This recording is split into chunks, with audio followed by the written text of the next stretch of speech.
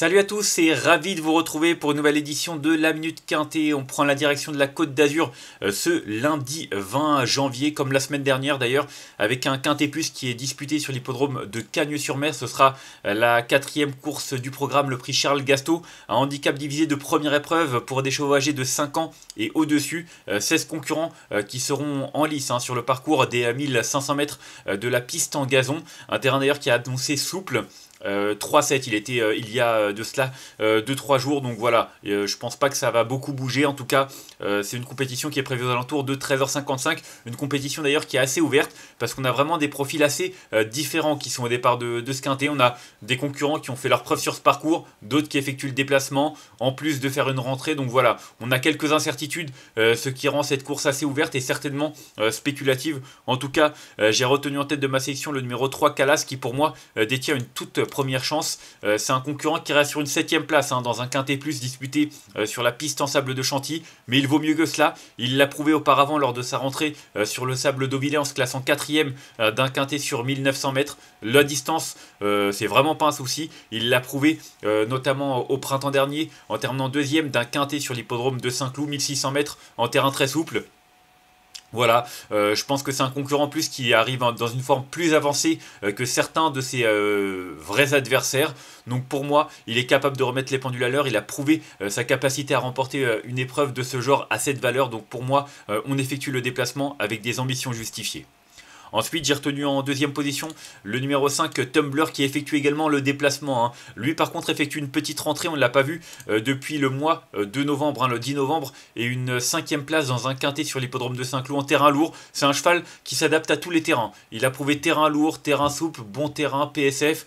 Franchement, il a montré qu'il avait la pointure d'une telle épreuve. Il a pris plusieurs places. L'an passé, d'ailleurs, ses statistiques sont vraiment bonnes dans les quintets, puisqu'en 12 tentatives, il compte 6 places. Maintenant, il faudra gérer ce numéro 15 dans les stalles de départ, mais Stéphane Pasquier, je me souviens de l'an dernier, il avait remporté un quintet en faisant un drôle de numéro, je crois que c'était Forchester, il avait le numéro 16 dans les stalles de départ si je ne me trompe pas, et il avait fait quelque chose, je sais pas, il s'était retrouvé côté corde, il avait jailli, il avait gagné de manière assez impressionnante. En tout cas, tout ça pour dire que Stéphane Pasquier, je compte sur lui pour réaliser un grand numéro, et pourquoi pas même mener Tumbler à une première victoire dans cette catégorie des quintets.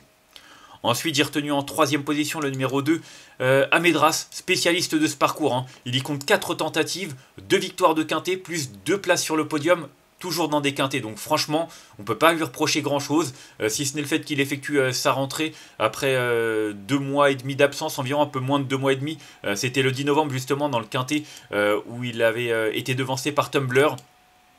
Toujours est-il qu'il est associé à Christiane Demuro, on lui met les œillères d'entrée de jeu, voilà.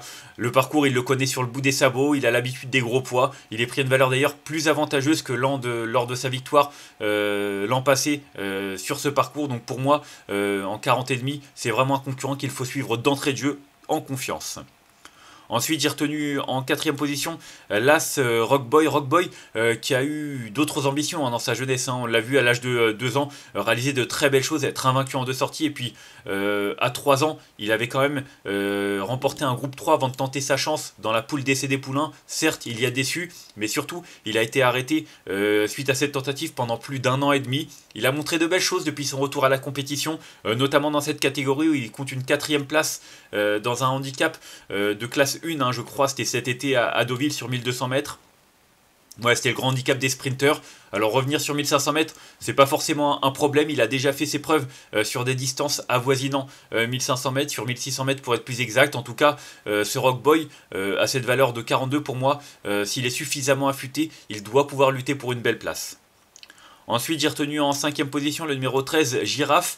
Je l'aime beaucoup, Giraffe. Je l'ai suivi toute l'année passée. D'ailleurs, c'est ici, sur ce parcours, que tout avait commencé, où elle avait remporté un handicap, certes un peu plus modeste, mais derrière, elle avait enchaîné les bonnes performances dans la catégorie des quintets, en prenant de nombreuses places, que ce soit à Marseille, Saint-Cloud, Longchamp. Elle s'adaptait à tous les parcours, à tous les terrains. Donc voilà, le fait de revenir sur 1500 mètres, ça n'est plus arrivé depuis sa victoire, justement, sur ce parcours, il y a environ 1 an de cela. Donc voilà, certes, elle fait une petite rentrée, puisqu'on n'a pas revu depuis environ 1 mois et demi, mais clairement, c'est une concurrente qui, à cette valeur, a fait ses preuves, et malgré ce numéro 14 dans les stalles de départ, je pense qu'elle est capable de s'illustrer d'entrée de jeu pour son retour sur cette piste.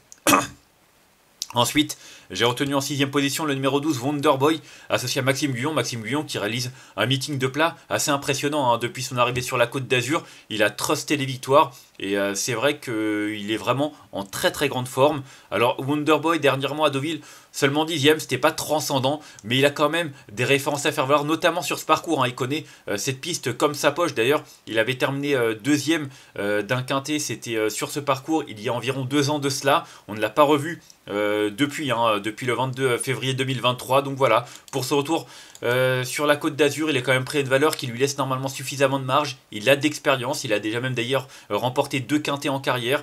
Voilà, muni de hier avec un bon numéro dans les salles de départ. Et puis surtout, comme j'ai dit, un Maxime Guyon déchaîné. Je pense que ça peut le faire et lui permettre de remettre les pendules à l'heure. Ensuite, j'ai retenu en 7ème position le numéro 10, Joe Spirit. C'est mon petit outsider, Joe Spirit. Je sais pas combien il y aura. On ne l'a pas revu depuis sa 6ème place dans un quintet du côté de Saint-Cloud derrière Tumblr.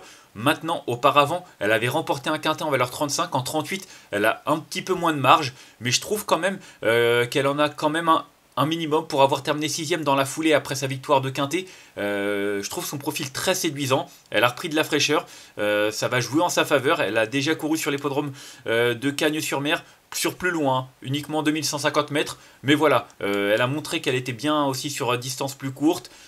Pour moi, pour sa rentrée, avec Marline Grandin que j'adore, je pense qu'elle peut réaliser un petit coup d'éclat et pourquoi pas prendre une belle place à une cote spéculative.